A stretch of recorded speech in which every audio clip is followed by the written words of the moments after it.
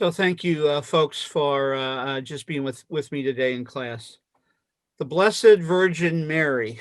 Today, I want to look at just a few of her images throughout the years, tell some of her stories, how she's been understood in various cultures.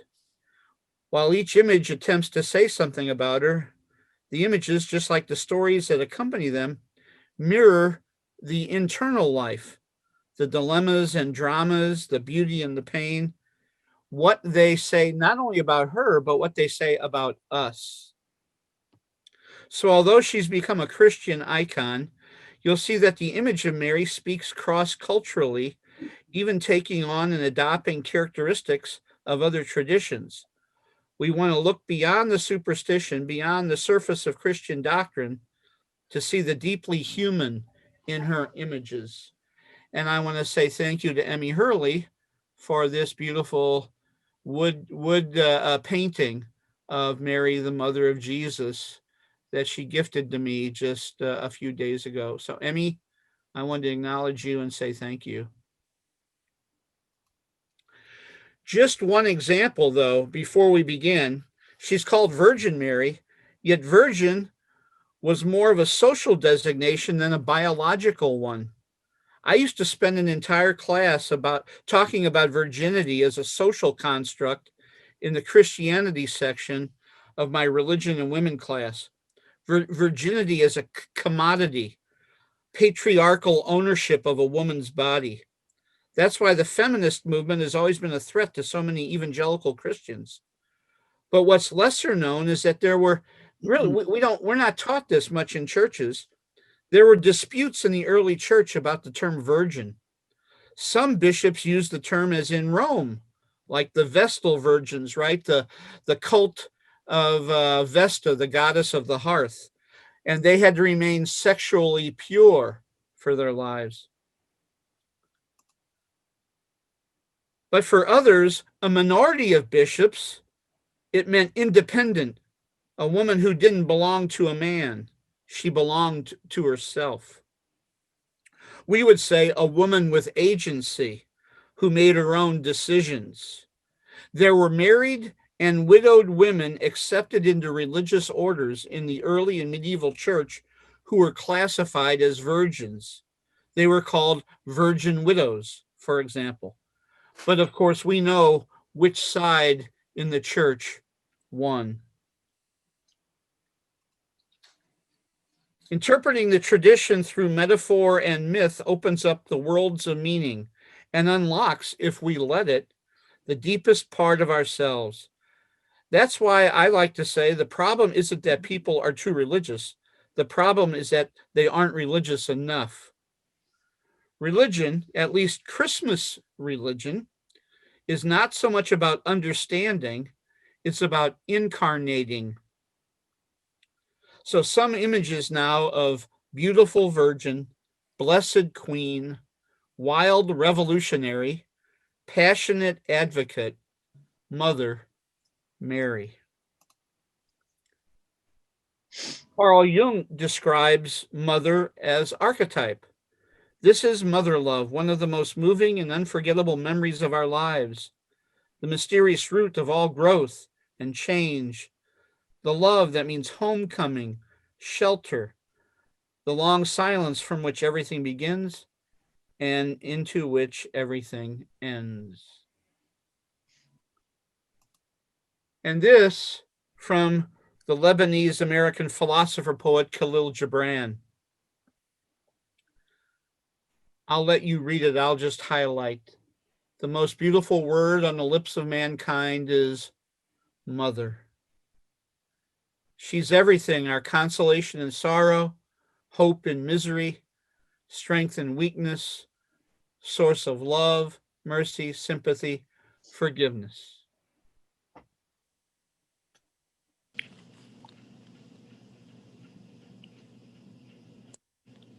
Everything in nature bespeaks mother.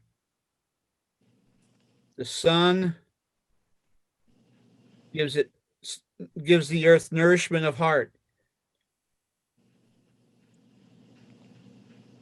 leaves the universe at night until it's put the earth to sleep to the song of the sea and hymn of the birds and brooks.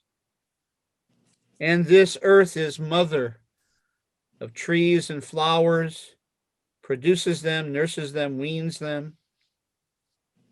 The trees and flowers become kind mothers of their great fruits and seeds. The mother is the prototype of all existence, eternal spirit, full of beauty and love.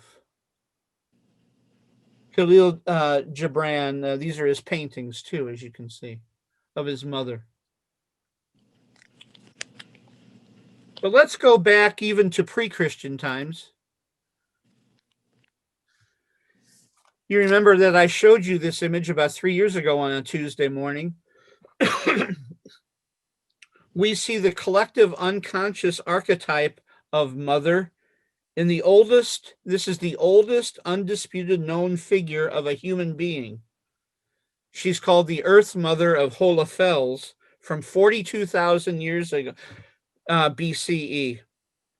She's the oldest of some 200 of these female figurines found in during the Upper Paleolithic period, the Late Stone Age, between 50,000 and 12,000 BCE. She's sculpted from a woolly mammoth tusk. It was found in the German Alps just north of the border with Switzerland. She's 2.5 inches in height and has been pieced together from 6 fragments that were found 10 feet underground. You can see she has prominent breasts, 2 short arms, and a number of deeply etched creases across her torso. Her pubic triangle is well outlined, and the slits in her pubic triangle have traces of red ochre. This was a talisman. Her buttocks and genitals are exaggerated, but her legs are stumpy and pointed, and she's headless. In its place, a carved ring between her shoulders suggested that she was worn as an amulet or a pendant.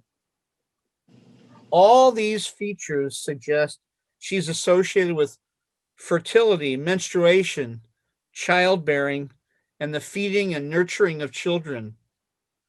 So the goddess, Earth Mother, in this early period is not simply the female version of the gods. It's not like God and goddess.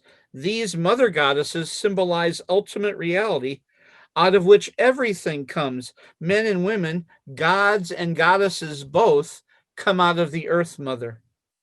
Symbols like the Earth Mother of Hohlefels symbolize the all, the cosmos. This is what ultimate truth looks like to the earliest people in the human species. For human beings 40,000 to about 12,000 years ago, she is the Word made flesh.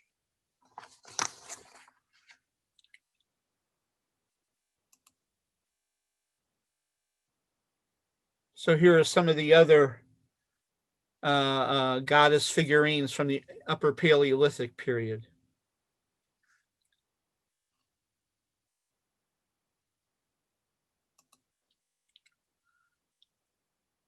So to the Bible, to the Gospels.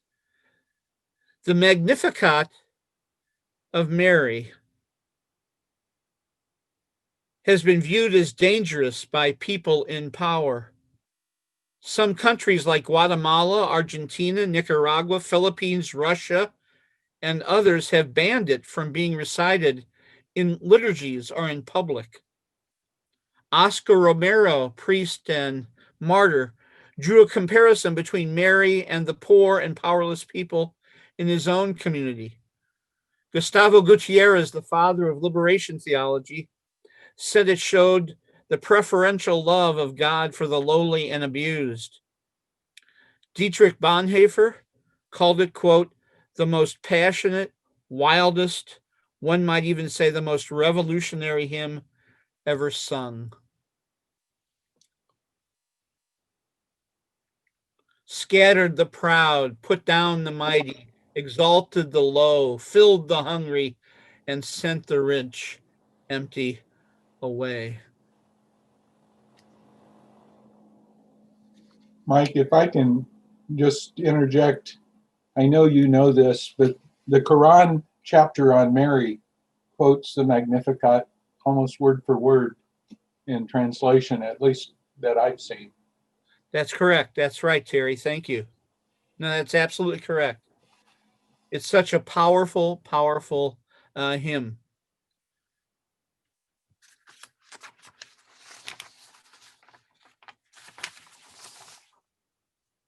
And of course, I included the lyrics of Let It Be, not only because it's based on Mary's song, and not only because it was written by Paul McCartney during an extremely intense period of working on their Beatles' White Album, when he was visited by his mother in a dream, who had died, I think it was 12, 13, 14 years prior. She came to him in a dream and said, "It's going to all be all right. Just let it be."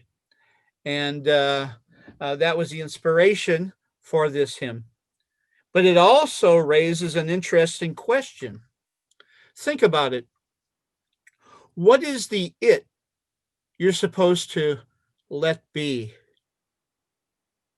There are two ways to look at the answer: the traditional passive consensual let it be, or the active sensual let it be. The first is a submission to the powers.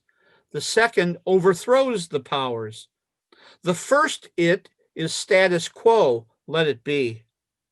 The second it is justice, let it be. She's just received the word that she will conceive and bear a son. Can you mothers remember when you first found out you were pregnant? You fathers too, when you found out you'd be expecting? And then it all begins, the one in whom the hopes and fears of all the years are met.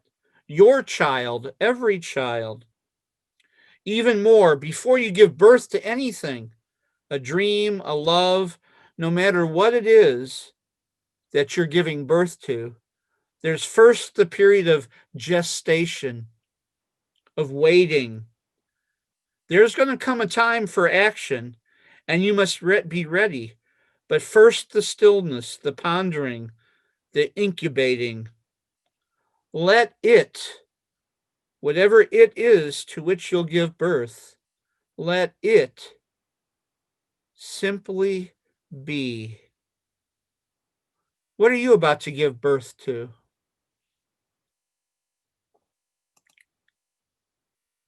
The first known representation of Mary is found in the catacombs of Priscilla in Rome, a fresco of Mary nursing the baby Jesus, painted around the time of the persecution of Christians in the late hundreds, early 200s.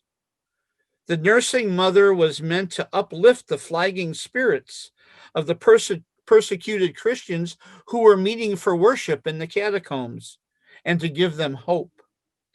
The baby sits on the mother's lap, nursing, glancing over his left shoulder, also to a man pointing at the Star of Bethlehem. He's dressed as a philosopher. That's important. He's a man of reason. And extending over all three is a blossoming tree branch, recalling the words of the Old Testament. The rod of Jesse has blossomed. Jesse, David's father, Jesus, the son of David. The rod of Jesse has blossomed. The virgin has brought forth love in the flesh. I love this. Earliest picture, earliest image of Mary. But I can't think of. We're going to get to Madonna's, but I can't think of the mother of Jesus without remembering the most revered desert mother who took her name, Mary, the Mother Mary of Egypt. So let me tell you her story quickly. This is from the 2nd century. There once was a monk, Father Zosima by name, who lived in a monastery in Palestine. After having mastered all the spiritual arts there, he traveled across the Jordan, where he believed the severe asceticism of the desert would bring him closer to God. Deep into the desert he went seeking God, when one day, after fasting and praying, he saw from the distance a form approaching him, naked, darkened skin burnt by the sun, hair white as fleece. He called out, and he heard in reply, "Forgive my nakedness, Father Zosima. Please throw me your cloak." Well, he was shocked that this desert woman knew his name, but believing it was a sign, he did as she asked. Mary was her name. She took the name from the Blessed Virgin. Mary was her name, and she was from Egypt. And she told him her story. At 12, she ran away from home and lived life on the streets, begging, selling her body daily and multiple times daily for food, eventually living her life as a prostitute. Well, to make a long story short, after many years, she found herself in Jerusalem at the Church of the Holy Sepulchre, where she had an ecstatic vision at the foot of an icon of the Mother of God that set her free, whereupon she set out into the desert to purify herself, body and soul. For 47 years, she wandered alone, living off what she could find to eat in the desert, living as austere a life as possible. And that's when Father Zosima found her. She asked him to return in 1 year to bring her communion, which he did, and then he did again a year later. And then a third year, but when he returned that year, he found her dead. Every April 4th during Orthodox Lent, she's remembered by the faithful as a patroness of Black African women, a patroness that symbolizes personal transformation is possible. She's remembered for her perseverance.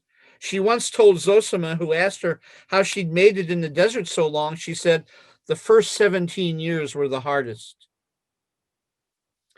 And she's also a patroness, too, for those who struggle with addictions, especially sexual addictions.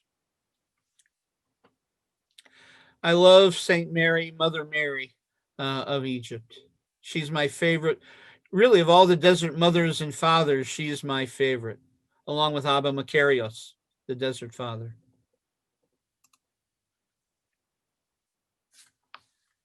Well,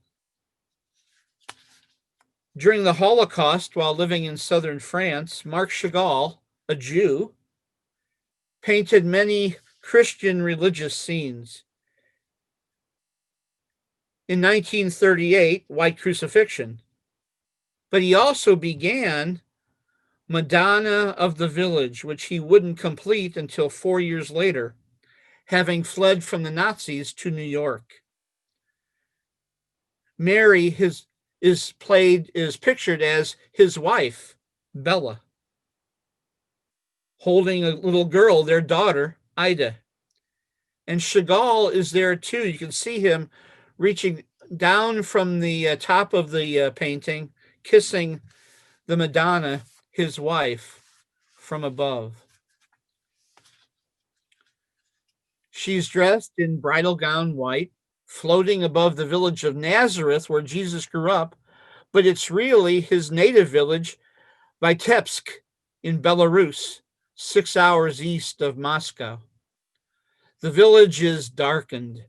The old city was destroyed. Most of the local Jews killed by the Nazis in the 1941 Vitebsk ghetto massacre. Yet it's illumined with one candle, the Madonna's light. She's the female savior. How could a Jew paint this? Well, for him, the Madonna symbolized it would be the Jewish women who would keep Jewish faith, culture, and the traditions alive after the Holocaust. She becomes a symbol for the Jewish women, the strong, persevering Jewish women of the village. The rest of the painting adorns her. Chagall's own transfigured nativity scene, blue sky, two angels, one in blue with arms folded over the chest, and one in white playing a bugle. A heavenly lover bringing a bouquet, a cow for Chagall, a symbol of the village, security playing a violin, another angel, and another singer. Such rich, deep, beautiful colors. Chagall's Madonna of the village. Terry mentioned the Quran before, and so we can't forget Islamic devotion to Mary. Here's Rumi on Mary. There's a morning where presence comes over you and you sing like a rooster in your earth-colored shape. Your heart hears, no longer frantic. You begin to dance. At that moment, soul reaches total emptiness. Your heart becomes Mary, miraculously pregnant, and body, like a 2-day-old Jesus, says wisdom words. Now the heart turns to light. The body picks up tempo. Where love walks, the footprints are musical notes, and holes you fall through into space. Your heart becomes Mary, and your footprints become musical notes.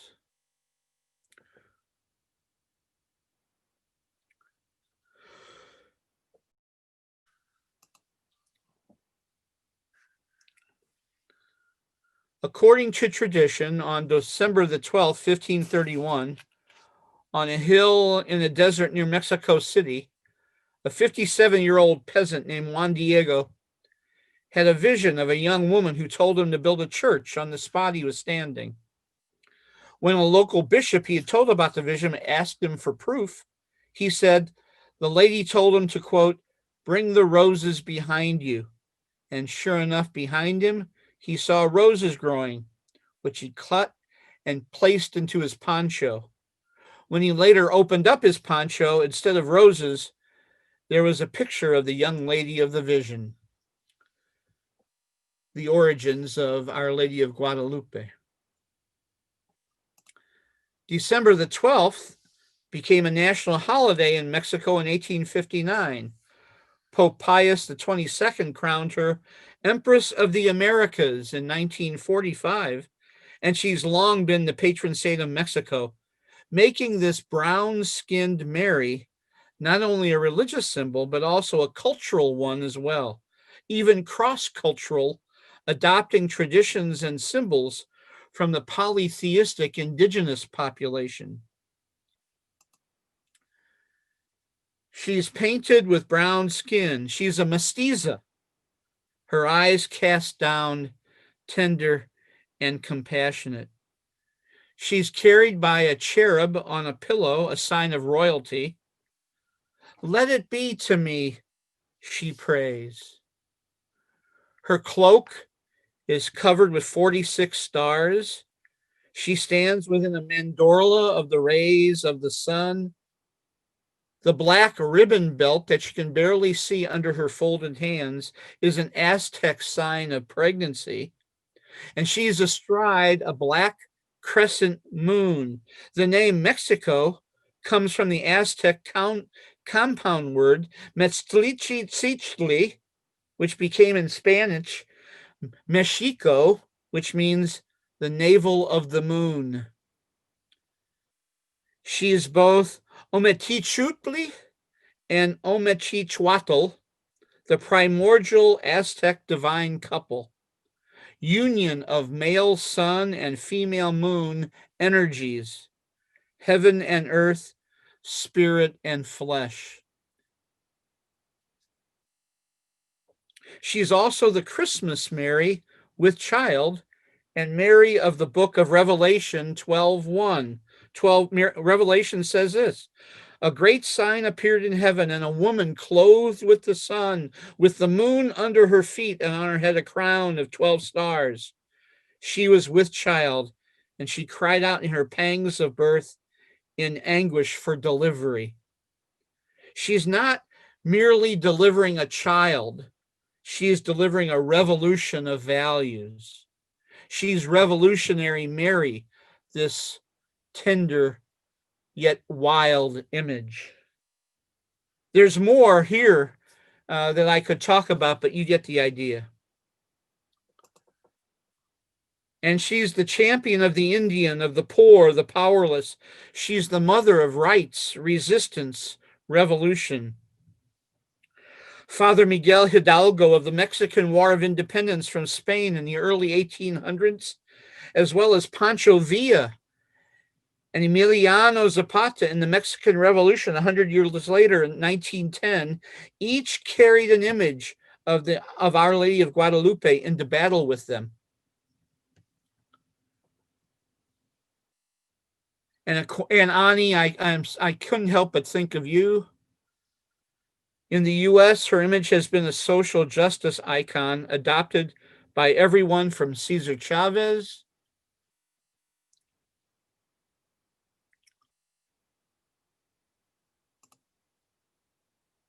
to immigration reform activists to pro LGBTQI groups.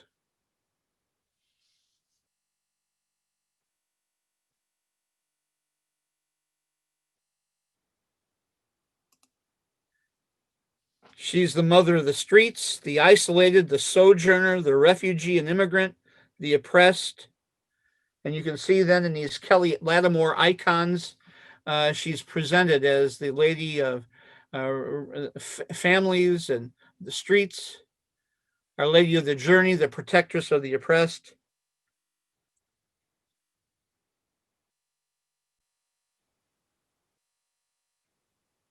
The image of mother as archetype, gathering together all the needs and desires and concerns of those who call on her for help. Here's another famous Madonna I want to talk about today, and that's Our Lady of Czestochowa, the so-called Black Madonna, considered the queen and protectress of Poland.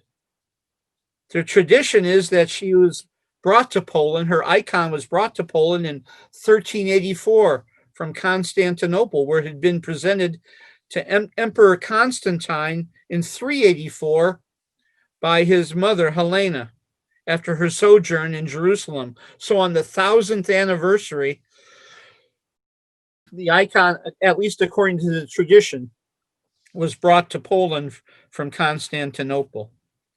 She's the most famous of the so-called Black Madonnas.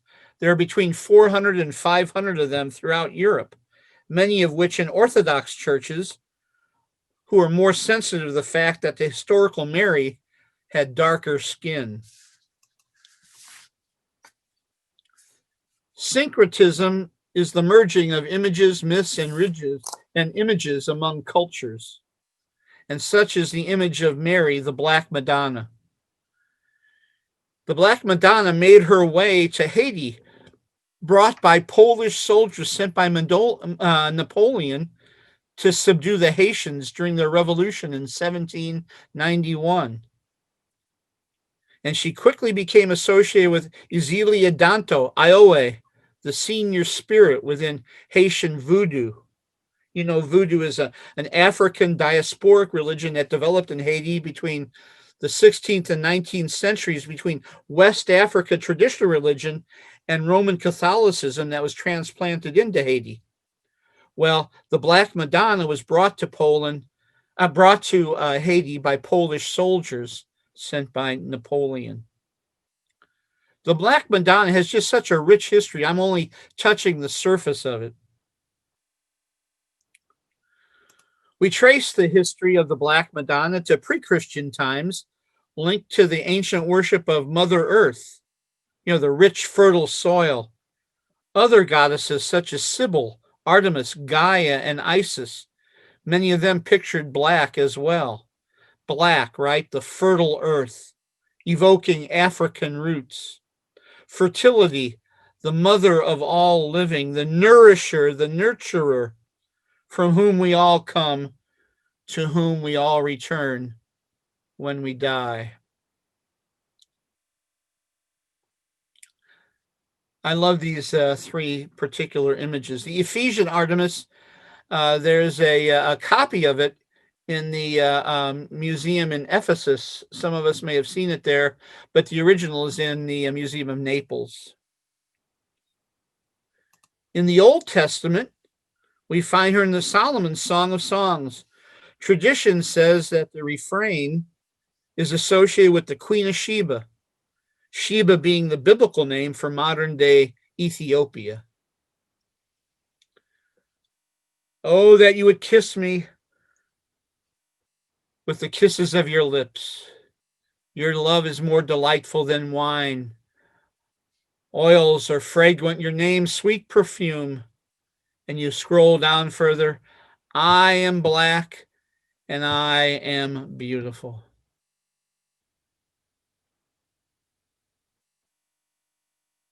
And so a whole tradition develops around the Black Madonna coming biblically from the Queen of Sheba and her relationship with Solomon. Pope Francis has a special devotion to the Black Madonna. Here's what he has to say in general, not specifically about her, but in general, in his latest Evangelii Gaudium, the joy of the gospel. We must be bold enough to discover new signs and new symbols, new flesh to embody and communicate the word, and different forms of beauty which are valued in different cultural settings. The Pope believes that the Black Madonna can be such a new symbol for the faithful, representing the obligations Christians have to the poor, the duty to create just economic, political, and legal structures. He says, the world can no longer trust in the unseen forces and the invisible hand of the market. How is it not news when an elderly homeless person dies of exposure, but it's news when the stock market loses 2 points? In his latest encyclical. So these are some of the new forms of the Black Madonna. The two on the left quote from his encyclical. New forms that have empowered the Black Lives Movement, for which she is a powerful symbol.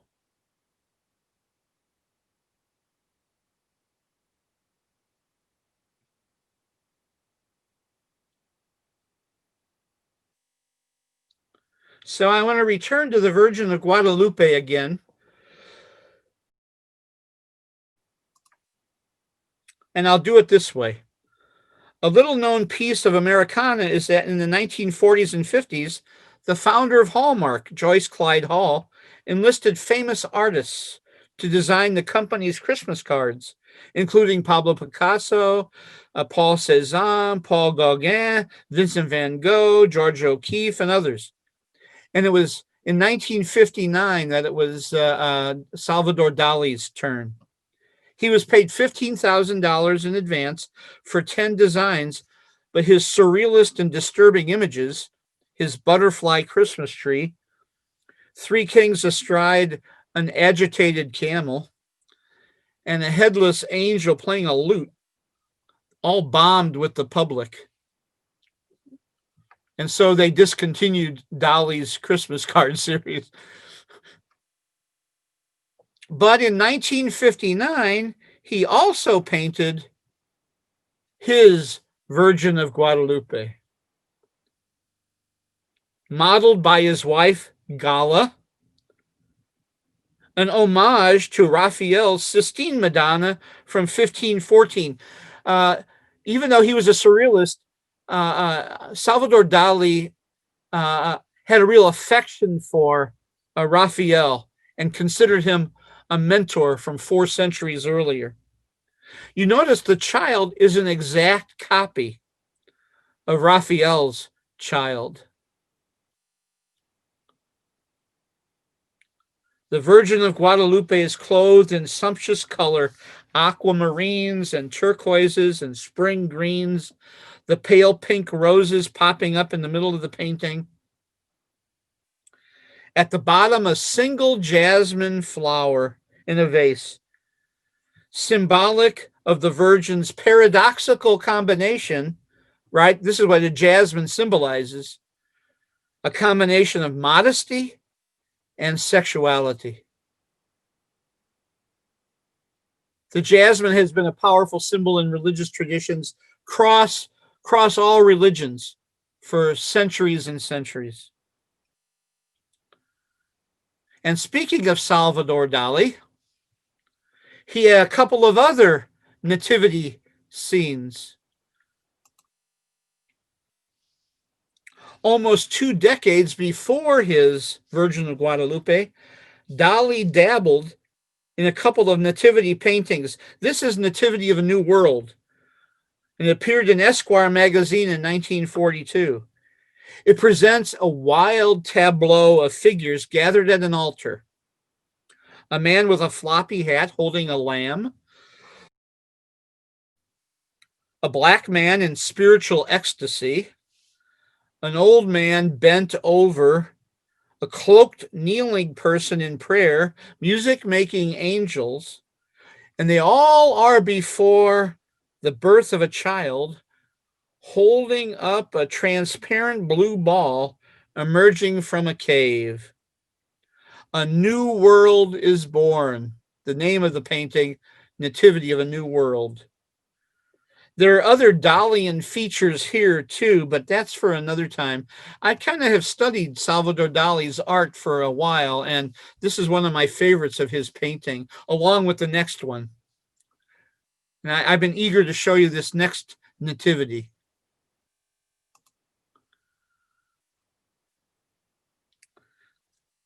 So that one was in 1942. The following year, 1943, he painted his Geopoliticus child watching the birth of the new man. It shows an egg-shaped globe out of which a man struggles to be born. Dali painted this during his stay in the U.S., 1940 to 1948. The new man hatches out of the United States, notice, and clutches England in his hand.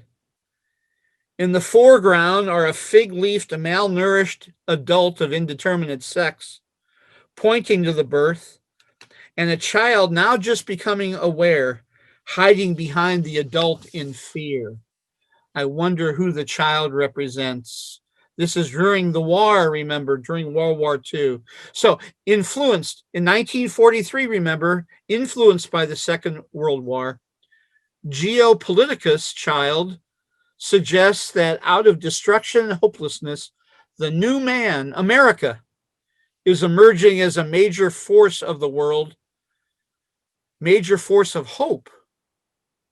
And yet, tempering this hope, tempering the entire scene exhibited by the red stream in the middle of the painting, the cost for this birth will be paid in blood. And with Africa symbolizing the third world, weeping a single tear. Do you see the tear?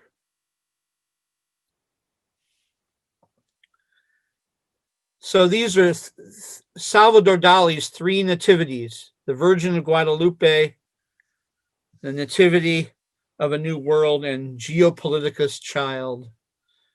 These 3 form kind of a little corpus within the Dali corpus of paintings. Okay.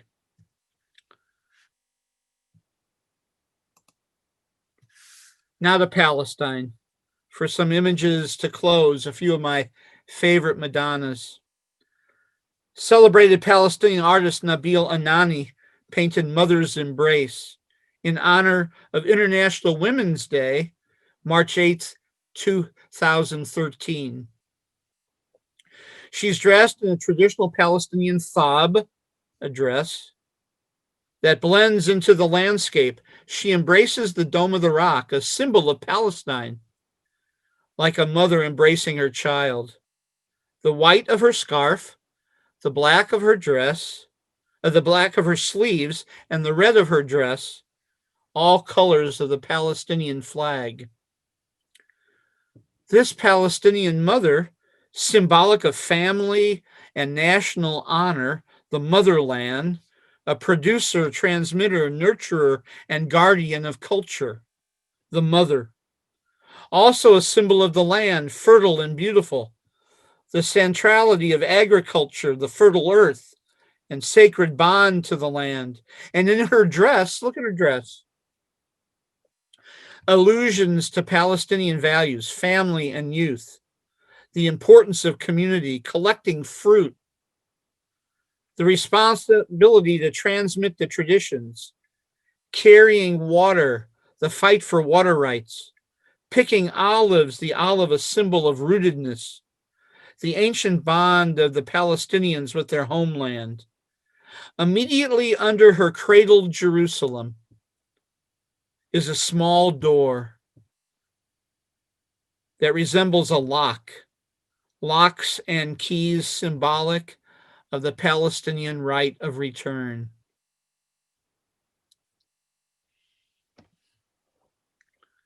Mother's embrace. And some of you who have traveled with me have seen the next one. In 1969, the Basilica of the Annunciation was completed in Nazareth, the fourth church built on the traditional site of Mary's house.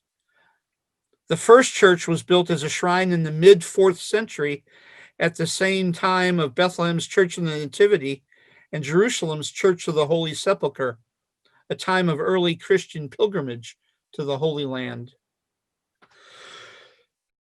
And like I say, many of you have been with me here. There's so much I could say about the church. All I'll say now is that the towering cupola and dome is in the shape of an inverted lily, a common symbol for the Madonna. The church features a couple hundred icons, mosaics, and other pieces of art depicting Mary. The American contribution is the only one of them in which Mary is still pregnant. It's the only one.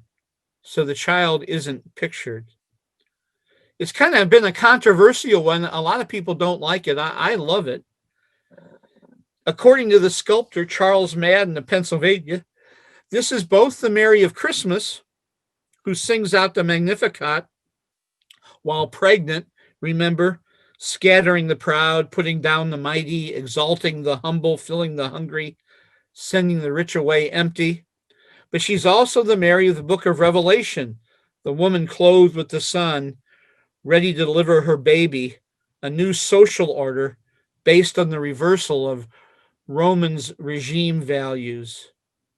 On the plaque under the sculpture, there's a quote from Gerard Manley Hopkins' famous poem, God's Grandeur, where he equates Mary with, quote, the grandeur of God that will flame out like shine from shook foil. Mother Mary, here like Lady Sophia, Lady Wisdom, she hovers at the dawn of new creation. And notice here, this lady, this Mary, is black.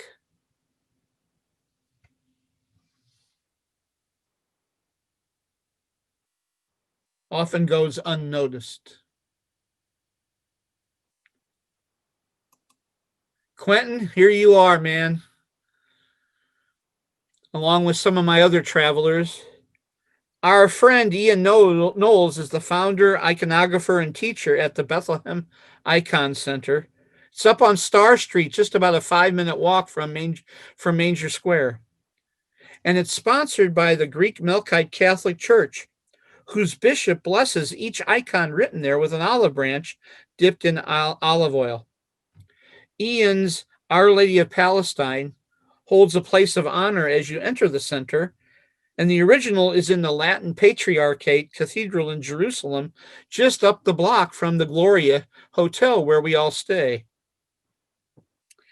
Mary sheds a tear over symbols of the Holy Land.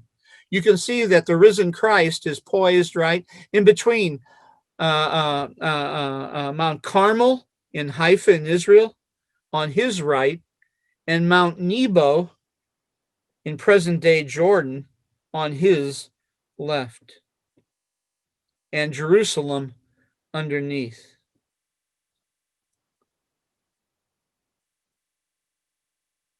This year, our Indiana Center for Middle East Peace Christmas card is Ian's Our Lady Who Breaks Down Walls. We just sent it out this past Sunday. Some of you may have seen it with me, part of the graffiti on the apartheid wall that Israel built around, surrounding the little town of Bethlehem. Ian says his inspiration was from Revelation 12. Again, the woman clothed with the sun giving birth with a cry of pain. And he connected this image with the suffering of Palestinian and other Middle East Christians. He painted it on the apartheid wall surrounding Bethlehem in 2010. But then in 2014, an open-mouthed serpent was painted around the corner from her. They call it, by the way, the Bethlehemites called it Sharon, the snake, Ariel Sharon. But Ian said that this even reinforced the image of Mary of Revelation 12, pregnant, clothed with the sun, chased by the beast that wants to devour her child. Of course, the serpent in Revelation is Rome, and today all colonial regimes of oppression, like Israel, like the US, and like others. Just like the previous Madonna and Our Lady of Guadalupe, the Virgin of Christmas and Revelation, they're all one. By the way, as an aside, later in Revelation 12, it reads, "The woman was given the wings of a great eagle that she might escape and fly away from the serpent."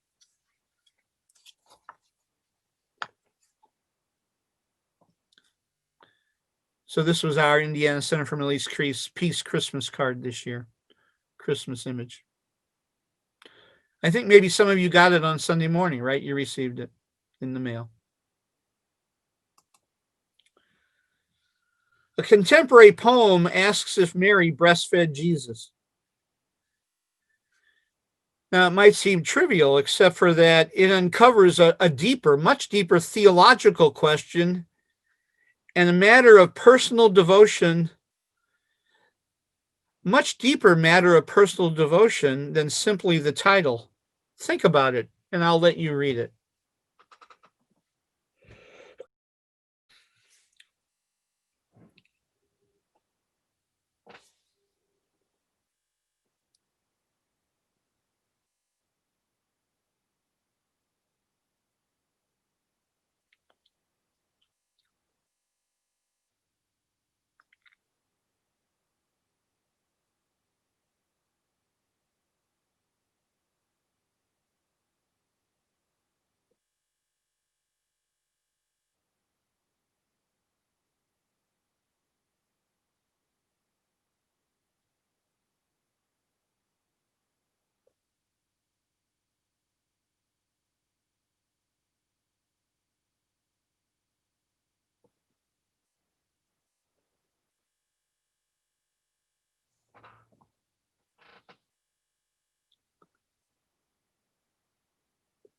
This is incarnation, right? Mothers know incarnation. And men, those men who've had mothers, they know incarnation. The problem is that incarnation means revolution. And we are afraid of the revolution that incarnation brings. We've always been afraid of the flesh. And what Christmas means, what incarnation means, is that the flesh, as well as the spirit, is holy. And so that's why I want to close with a couple of my very favorite images. The Magnificat according to the Gospel of James. By the way, this is where we get these stories, right, of Mary's parents, Anne and Joachim, and the Immaculate Conception, the idea of that Mary was immaculately conceived. Written in the last half of the 2nd century is the Gospel of James, an infancy narrative, one of the Gnostic Gospels, an infancy narrative about Jesus that elevates his mother with stories about her immaculate conception, how she was conceived without sin, and her perpetual virginity, that is, before, during, and after Jesus' birth. But you know, this is unsurprising, because in the ancient world, gods and heroes were often depicted as being supernaturally nursed. Horus at the breast of Isis is a very familiar image. And of course, it's the famous story, the founders of Rome, Romulus and Remus, after being abandoned by their mother, being nursed by a she-wolf. The wolf, a great image of wildness. So it was in the 12th century, when Marian devotion was at its peak in the Western Church, there developed a tradition in popular piety about Mary's milk channeling her life force. Her milk equated with the blood of Christ in communion, the personification of Sophia, of wisdom, of the primordial life-creating, life-sustaining energy of Mother, of Earth Mother. So remember the Earth Mother of Hohlefels from 42,000 years ago? This is the Earth Mother in the Western Church of 800 years ago. This is Word made flesh as well. Two of the most famous paintings from the 12th century, the first in one of Rome's oldest churches.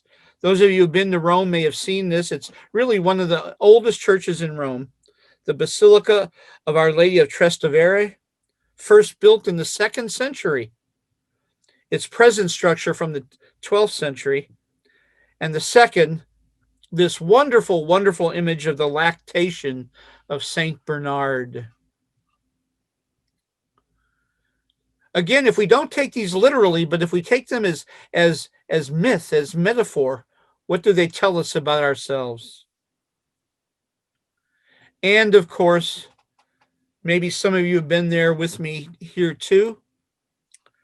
Just up the road from the Church of the Nativity in Bethlehem is one of my favorite chapels in all the Holy Land, which I make a point to visit on every trip, the Milk Grotto of Our Lady. The present chapel, built in 1872, is on the site of the 5th century church, where tradition says that as she breastfed Jesus, a drop of milk spilled onto the floor, changing the color of the entire cave to milk white. Because of this, cave stones made of calcium carbonate were considered a relic in the first centuries because when diluted in water, they take on the appearance of milk. So the Madonna is Mary, teenage Palestinian mother, true. But she's also what it means to be woman, woman with a capital W.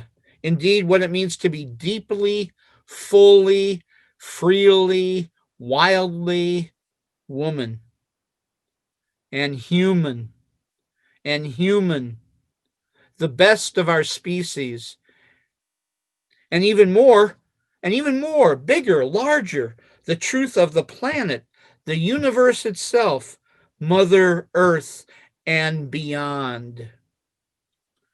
She is many things, this Madonna, this woman, but she is first and foremost, as we've seen, she's been many things in many cultures and in many traditions, but first and foremost, she is bearer, caregiver, nurturer, protector, healer, the one who sets her children free, because in the end, for Mother Mary, it's all about her children, the children, all children. And so it is for us.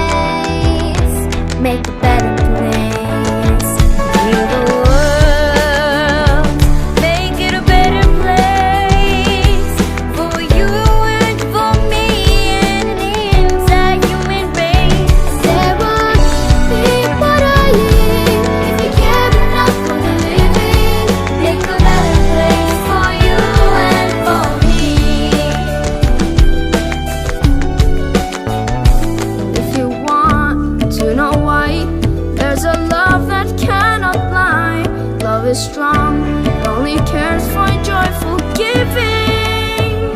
And if we try, we shall see. In this place we cannot feel fear or dread. We stop existing and start living. Then it feels in our woods, love not roots growing. So make a better world, make a better world.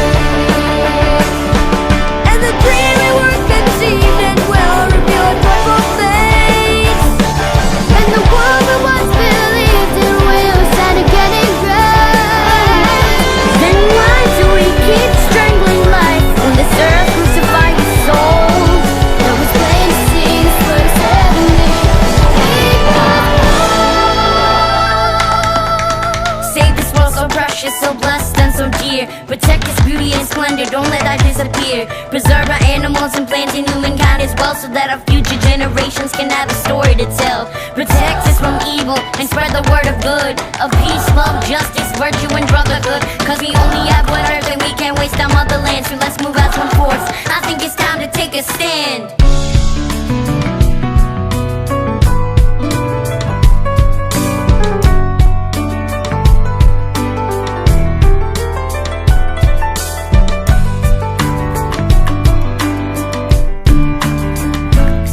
Could fly so high, let our spirits never die. In my heart, I feel you are all my brothers.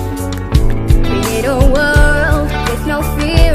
Together we'll cry happy tears. Watch the nations turn their swords into plowshares. We could